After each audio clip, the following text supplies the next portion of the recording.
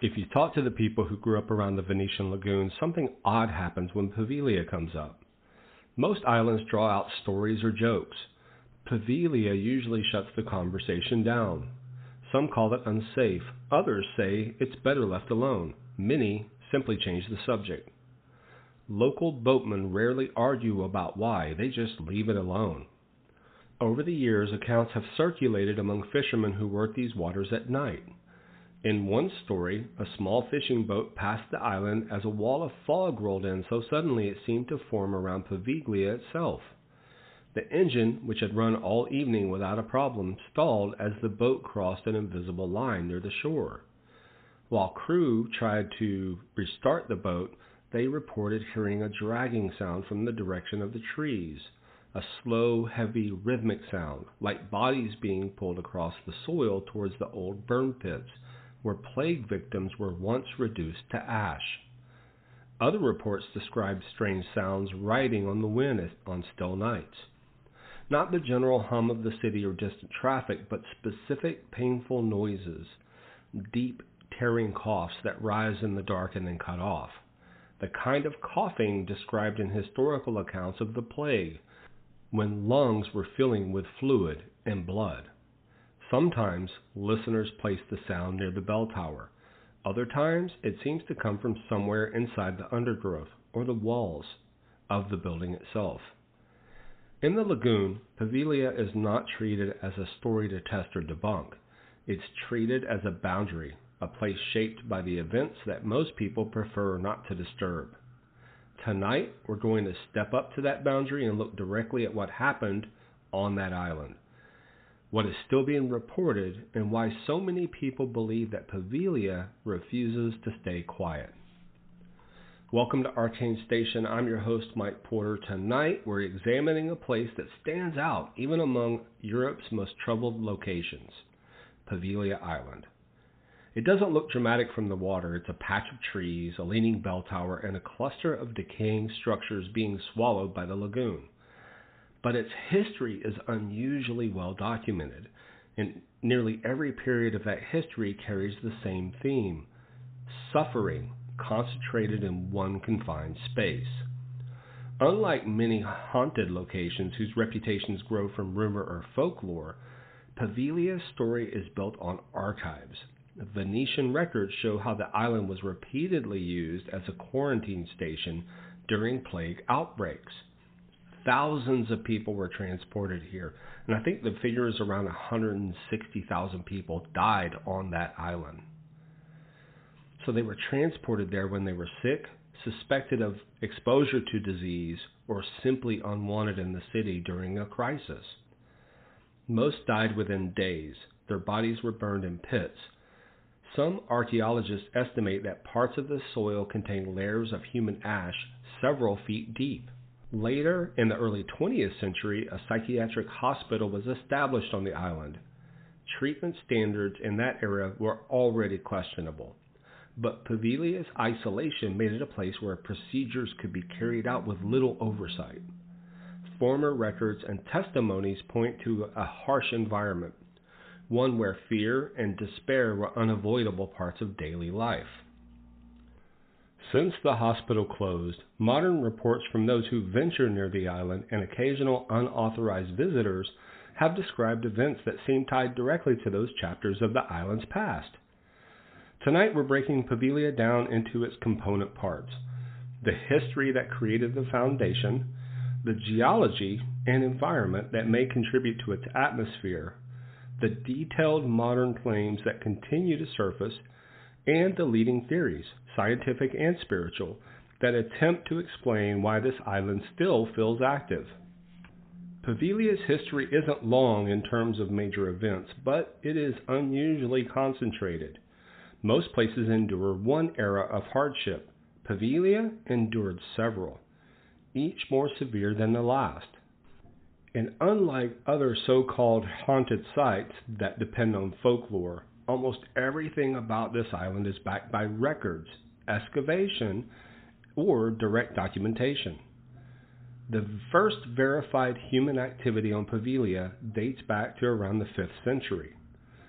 Small groups lived there intermittently, mostly using it as a defensive lookout point. The Venetian Lagoon is essentially a maze: shallow water, narrow channels, unpredictable tides. Small islands served as checkpoints in early Venice's network of watchposts. Poveglia's position allowed those stationed there to monitor ships before they entered the busier canals. These early communities were not large, and eventually the island emptied as settlers moved elsewhere. For centuries, Poveglia had no permanent population at all, but its location made it useful to the Venetian state in another, much darker way. Venice was a major trading hub, and when the bubonic plague arrived in the 14th century, it spread rapidly. Officials responded by designating several islands as lazzaretti, quarantine sites for the sick, the suspected, and in some cases simply the unlucky. Poveglia became part of that system. Records from multiple plague waves describe boats ferrying large groups to the island. Some were clearly infected. Others showed minor symptoms or were in the wrong place at the wrong time. It didn't matter. Once you were sent to Poveglia, survival was unlikely. Bodies piled up quickly. Workers dug massive pits and lit them day and night. And this is basically where they had a crematorium, but it was open air. Contemporary accounts describe the smell of burning flesh drifting miles across the lagoon. When archaeologists surveyed parts of the island in the late 20th century, they found human remains so densely distributed in some soil samples that it contained up to 60% carbonized human ash. One often mentioned detail: during the worst of the outbreaks, officials stopped listing names. Records simply report shipments of the dead and dying. People went in and were never seen again. This is important not for dramatic effect, but because modern claims often revolve around specific sounds, coughing, dragging, and distant movement that align directly with the island's role during these years. After the plague activity waned, Poveglia was used irregularly, sometimes for storage and for military staging. Locals avoided it. The fishermen treated it like a dead zone, steering wide around its edges. The reasons stated in old notes were practical: unstable ground, abandoned structures. But those who live around the lagoon often hint at something deeper, something inherited and unspoken. That avoidance kept the island empty for centuries, which set the stage for its next transformation. In the early 20th century, Italy repurposed Poveglia into a psychiatric hospital. It was isolated, quiet, and far enough from the city life to keep patients out of sight and out of mind. Records from this period are incomplete, but enough survives to show that conditions were rough. Overcrowding, understaffing, and primitive treatments were common in asylums all across Europe, and Poveglia was no exception. But the island's isolation made it uniquely vulnerable to abuse. One figure stands out: a physician whose name appears in early personnel rosters but is omitted from later summaries. Testimony from former residents of nearby islands, along with preserved fragments of hospital correspondence, paints a disturbing picture. The doctor reportedly conducted what he called neurological liberations. These were crude experimental procedures meant to free patients from intrusive thoughts, voices, or mania. Based on the descriptions, he performed ice pick style lobotomies using links of sharpened metal originally meant for building repair. He experimented with forced sensory deprivation, locking patients in dark, soundless rooms for days to reset their perception. Some accounts describe him inserting wires into the skull and delivering mild electrical currents, not as a formal electroshock therapy, but as improvised neurological prodding. Patients were restrained for hours, sometimes entire nights, strapped to metal gurneys while he took notes on their reactions. There are repeated mentions of patients screaming or begging during these sessions. Screams heard across the courtyard, now through broken windows and out into the trees. The official record says that the doctor fell from the hospital's bell tower. Unofficial accounts retold by the residents in the decades after the hospital closed offered a very different story. Some say he climbed the tower after reporting that the patients he had treated who had passed away had begun appearing in his room at night, standing silently at the foot of his bed. Others say he heard footsteps following him through the empty hallways. The story goes that one night he fled to the top of the bell tower, screaming that the island itself, or something within it, was dragging him toward the edge. When he fell, his body hit the stones below in a way that crushed his legs but did not kill him immediately. A nurse later claimed he survived just long enough to say, "They wouldn't let me leave." The hospital shut down in 1968, and for several of the next decades the Italian government restricted access for safety reasons, but authorities have also been uncharacteristically firm about preventing redevelopment. Several private investors attempted to lease or purchase the island, all backed out with no public explanation. Today, Poveglia remains uninhabited, and I think that's the safest option. Just let the island be exactly what it already is, a haunted pit of death. To understand why Poveglia feels different from other islands in the Venetian Lagoon, you have to look beyond the plague pits and the asylum walls. The island's strangeness doesn't begin in the Middle Ages or the 20th century. It begins long before Venice existed, when the lagoon itself was still forming.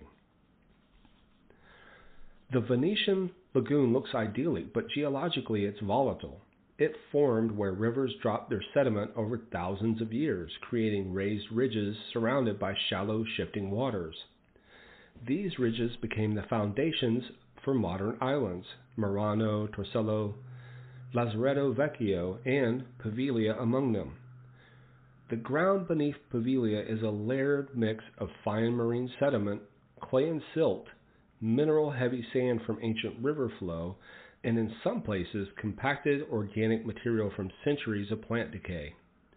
This type of soil is known to hold moisture, sound, and vibration unusually well, and it carries footsteps further.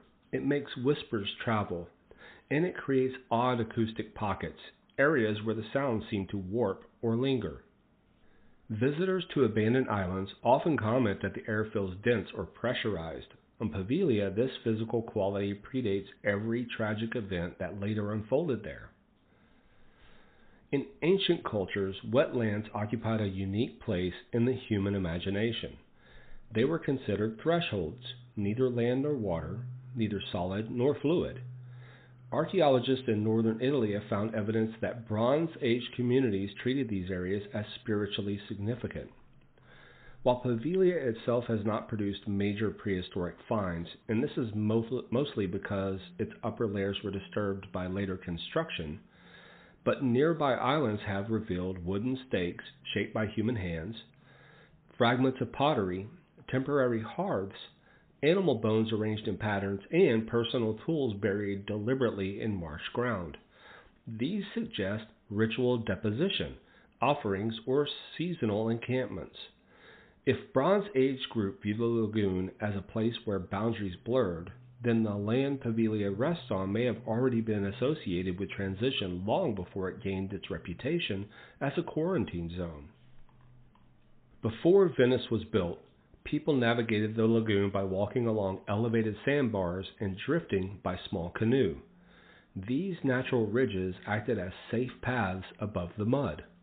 Many of today's islands, including Poveglia, set directly on top of these ridges. And this matters for two reasons. People have been passing through Poveglia's landform for thousands of years, even when the island wasn't a defined settlement. Repeated human movement leaves physical traces and patterns, compacted earth, disturbed minerals, altered drainage, that subtly change how sound and vibration travel. In other words, the land beneath Poveglia has seen human presence far longer than its written history acknowledges. By the Roman era, the lagoon had economic significance. Salt production required evaporation fields, channels, and raised platforms. To support this, Romans constructed wooden pilings driven into the mud, stone anchors to direct water flow, small outposts on elevated ground, and temporary shelters for laborers. Traces of Roman engineering have been found throughout the lagoon, altering water movement even today.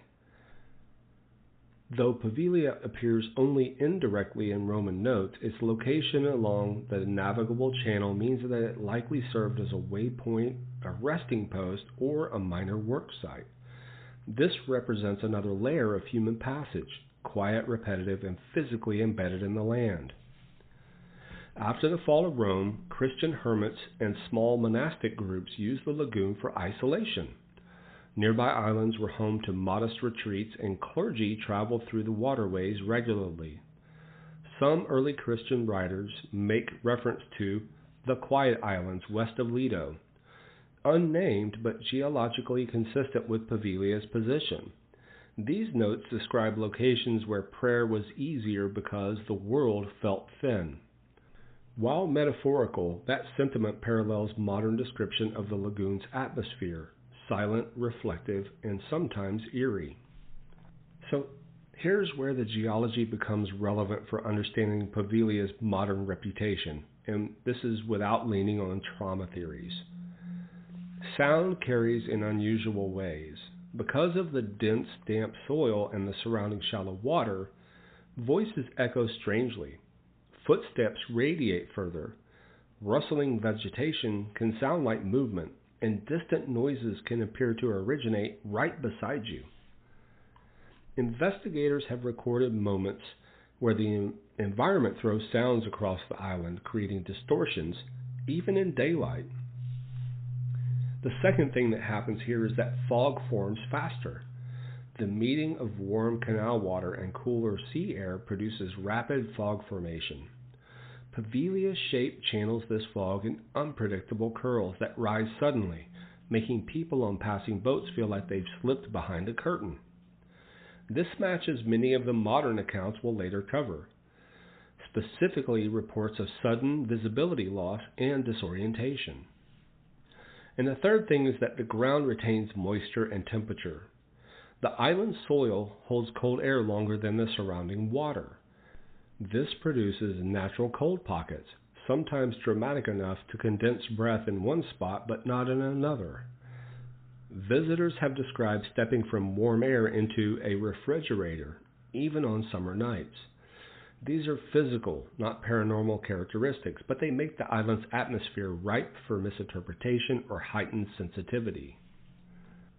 And long before plague victims were burned or asylum patients were mistreated, Poveglia's landform was already acoustically strange, visually unstable, geologically dense, and historically traveled.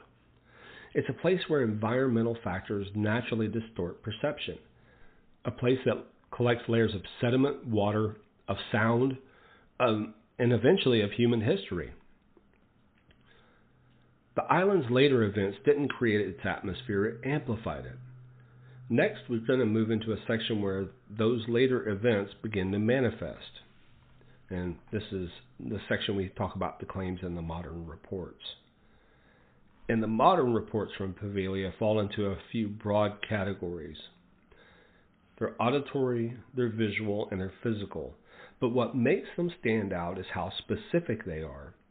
People consistently describe experiences that echo documented periods of the island's history rather than vague hauntings.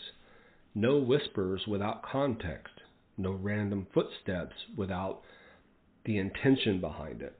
Instead, individuals report very particular sounds, movements, and impressions that reflect moments that actually occurred on the island. And these accounts come from fishermen, police patrols, environmental workers, and a handful of unauthorized explorers who made it ashore before access began to tighten. Some are decades old. Others come in from the last 10 to 15 years. And I was watching a video last night, serendipitously, that someone that just got to Poveglia Island and are doing a ghost investigation. They share patterns that do not appear around other abandoned islands in the lagoon. We'll start with the plague era phenomenon. So there's the coughing. Multiple nighttime boaters have described hearing coughing from the direction of Poveglia, but these aren't light coughs or a voice clearing its throat. The descriptions are clinical, a deep, tearing, fluid-filled cough, the kind that accompanies late-stage pneumonic plague, when lungs are collapsing and the infection has filled the respiratory tract. In one account from the 1990s, 2 environmental officers conducting a water quality survey at night reported that the coughing seemed to come from the bell tower. They heard 3 sharp, wet coughs followed by a long gasp, then silence. They recorded the incident in their log, believing at the time that someone might have been trapped on the island. A subsequent police check found no one there. And there's dragging sounds near the burn pits, and this is one of the most unsettling reoccurring reports. Several fishermen have described hearing heavy dragging noises along the island's northern edge, specifically near the area known to contain Plague-era burial pits. The descriptions are remarkably similar: a slow, dragging or scraping sound, followed by a pause, and then another sound of scraping or dragging, as if something weighty were being pulled across the ground. One fisherman in the early 2000s described it as the sound of a body with no strength left trying to move. Another said it sounded like a wet sack being hauled through gravel. These sounds occur only at night and only when boats drift within a certain distance of the shore. But it might be one of those things where if a tree falls in the woods and no one's around to hear it, does it really make a sound? Possibly these sounds are going on over and over again each night. Because the plague pits were active for years and frequently overwhelmed, bodies were often dragged, not carried, to the fires. These sounds mirror that process more precisely than most people realize. And then some of the asylum era phenomena that happens. There's phantom flames. In the early 70s and again in the early 2000s, separate groups of boaters reported seeing brief flashes of orange light inside the asylum ruins, specifically near the old treatment wing. The lights are described as quick bursts, like someone opening a furnace door. This is notable because asylum records mention burn barrels used for disposing of medical waste, bandages, fluids, and discarded tissue from surgical experiments. Some of the doctor's notes reference night burns, when he would sterilize instruments or destroy unsuccessful samples. People seeing flashes today describe them as momentary, contained, and silent, disappearing before they can be observed twice. And there's the apparition in the courtyard. Among the few unauthorized visitors who have made it into the asylum courtyard, one report stands out. A group of 3 young men entered during the daytime and described seeing a figure in a white patient gown walking along the far side of the courtyard. The figure didn't glide or shimmer or behave typically like a ghost. It walked with a very specific motion, dragging its left foot, the shoulder slumped as though injured. That detail matches a treatment described in historical asylum ledgers. The doctor used a restraint method that involved binding one leg above the knee to prevent patient thrashing during neurological procedures. Several patients developed lasting injuries from the practice, including paralysis or dragging gait patterns. When the group attempted to approach the figure, it turned the corner and vanished. No footprints, no disturbed grass, nothing. And then there's the bell tower screaming. This is the rarest but most consistent asylum-era claim. Several reports spanning from the 1960s through the 2000s describe a single isolated scream coming from the bell tower, never repeated or prolonged, and always it comes on suddenly. It's described as male, panicked, raising abruptly as if startled, then cutting off sharply. Some of the people that heard this believe it matches the unofficial accounts of the doctor's final moments. The idea that he screamed as he fell or as if something forced him from the tower. Whatever the explanation, these screams appear at long intervals but in eerily consistent form. Some other things that happen. Venetian boatmen are practical people. Engines stall for many reasons. You can have bad fuel, fouled propellers, clogged lines, but fishermen insist that the mechanical disturbances near Poveglia behave differently. Multiple boat operators have reported that their engines cut out along a curved stretch of water on the island's east side. Not sputtering or choking, just a sudden stop as if the power were cut. Once they drift beyond that arc, engines restart normally. No environmental explanation has been confirmed, but the water there is relatively uniform in depth, so there's no thing that's going to bang up against the propeller. There's also no known magnetic anomalies there. It just stops working. Another local story, documented repeatedly since the 1970s, describes pale lights moving across the inner courtyard of the asylum at night. And it's not bright flashlights, it's dim flickering like handheld oil lamps. One police patrol reported seeing two lights moving in opposite directions along separate hallways visible from the water. Their first assumption was trespassers, but the lights reached the ends of the halls and simply blinked out, with no sign of human movement or exit. Given that plague attendants and asylum nurses historically carried oil lamps along these exact corridors, the resemblance is difficult to ignore.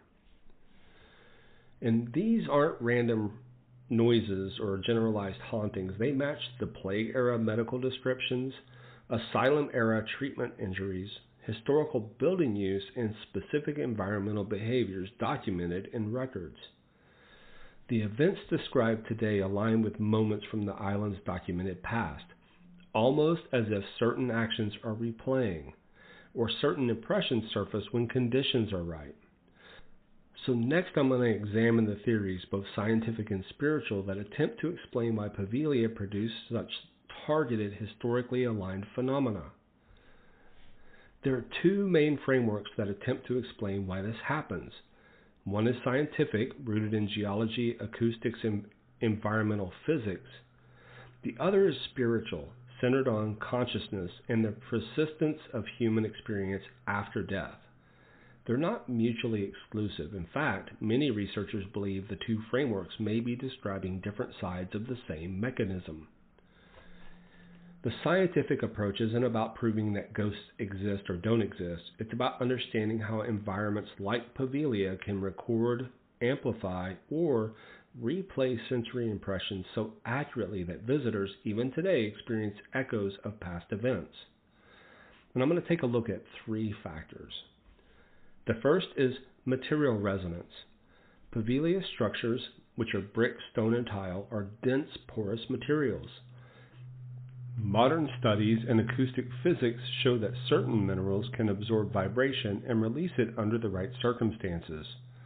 This is called the stone tape theory, which is often mentioned in paranormal circles, but the scientific basis is more nuanced. What matters is this. When large numbers of people produce intense sounds such as coughing, screaming, the dragging of bodies, metal tools on bone, those vibrations interact with the structure.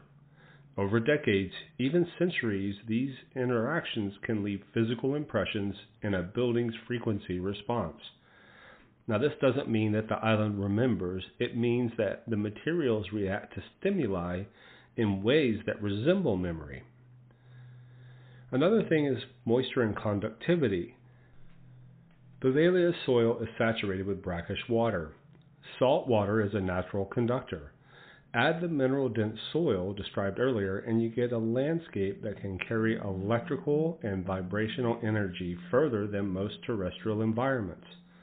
This is relevant to the sudden cold spots, strange EMF readings reported by investigators, engines stalling along a specific arc of the shoreline, and sound behaving unpredictably. In conductive environments, small energy fluctuations can travel across the ground or air more easily, creating sensory distortions that feel deliberate or targeted. Another thing is acoustic trapping. This is where things get especially interesting. Poveglia's geometry, it has tight courtyards, collapsed hallways, and canal-side walls, creates natural acoustic pockets. These pockets can hold sound, distort direction, and release vibrations when triggered by temperature or wind changes. An investigator may hear coughing that sounds close because the sound is bouncing between angled stone surfaces, even if the source is distant or environmental. Combine these factors and you get a place capable of replaying complex soundscapes, especially ones that originally involved repetitive, intense noise, like plague victims hacking in the courtyard or the doctor's patients screaming during neurological experiments. This model can't explain everything, but it can explain why sound-based reports on Poveglia are so specific and consistent. Now let's move to the spiritual model. The spiritual interpretation doesn't contradict the scientific one, it adds another layer. In this model, consciousness isn't fully extinguished at death. Instead, it can persist, especially when a person dies in fear, suffering, or confusion. This is not about ghosts as wandering figures, although they have seen those. It's about imprints, emotional, sensory, and intentional. And we have to look at a few things. Human consciousness as energy. Many spiritual traditions and some modern theories suggest consciousness is a form of energy, something that interacts with the environment. When trauma or fear is overwhelming, that energy may stick to locations where it occurred. On Poveglia, tens of thousands, if not hundreds of thousands of people died there, and their deaths were not peaceful. Many were terrified, delirious, or in agony. According to this model, those final emotional states left imprints that persist in recognizable forms. So the coughing patterns, the dragging motions, the injured gaits, and the screams from the tower. These moments, not entities, repeated impressions like grooves left in the environment or grooves left in an album, like of music. Those grooves create those sound patterns. There's also the doctor's death as a catalyst. The doctor's reported fear, his claim that something was forcing him toward the tower's edge, and the persistent reports of a male scream from that location point to something deeper. If you accept the spiritual model, his victim's suffering may have created a concentrated emotional field. And when he began to deteriorate, either physically or mentally, he may have been overwhelmed by the very emotions he inflicted on others. Now, this doesn't require vengeful ghosts. It requires emotional imprinting, reacting to a weakened mind. And the third is that the island is a convergence point. Spiritual theorists often identify liminal locations, wetlands, islands, boundaries between land and water, as natural conduits. Poveglia's geographic isolation, the lagoons in between nature, and centuries of suffering make it a place where the lingering emotional energy may manifest more easily. In this model, all of the sounds and all of the imagery that have been captured isn't an interaction, it's a reliving or a playing back of this memory. And it's not the entity itself, it's the environment. So I'm going to bring these two models together, hopefully. Most serious researchers don't choose one explanation or the other, they combine them. The scientific model defines how impressions could physically persist. The spiritual model defines why those impressions take on the forms they do. Together they suggest that Poveglia acts as a rare kind of recorder, one where the environment and the emotional events that occurred within it merge into a continuous reactive system. It's not just haunted, it's active in a very literal sense. So Poveglia is often described as the most haunted island in the world, but that label oversimplifies what's happening here. When you strip away the sensationalism and look at the documented events, the geography, the modern reports, you're left with something more complex and in many ways more disturbing. This is not a location defined by one tragedy or one era. It's a place where different periods of human experience were stacked tightly on top of one another. early maritime movement, Roman industrial use, plague quarantines, and the asylum's brutal experiments. Each of those things left its mark, but what stands out isn't the weight of those moments, it's how they continue to appear with precision. People don't hear random noises on Poveglia. They hear coughing that matches medical descriptions of pneumonic plague. They hear dragging that reflects the exact methods used to move the bodies to the burn pits. They see lights that resemble the oil lamps used in the asylum. They describe the gates and screams that align with documented injuries and recorded deaths. The scientific model explains that part. The island has the materials, the moisture, the acoustics, and the environmental geometry to trap and replay sound in ways most places can't. Under the right conditions, the environment could produce a kind of accidental sensory echo, an imprint that activates when the weather, temperature, and airflow match the original circumstances. The spiritual model explains the rest.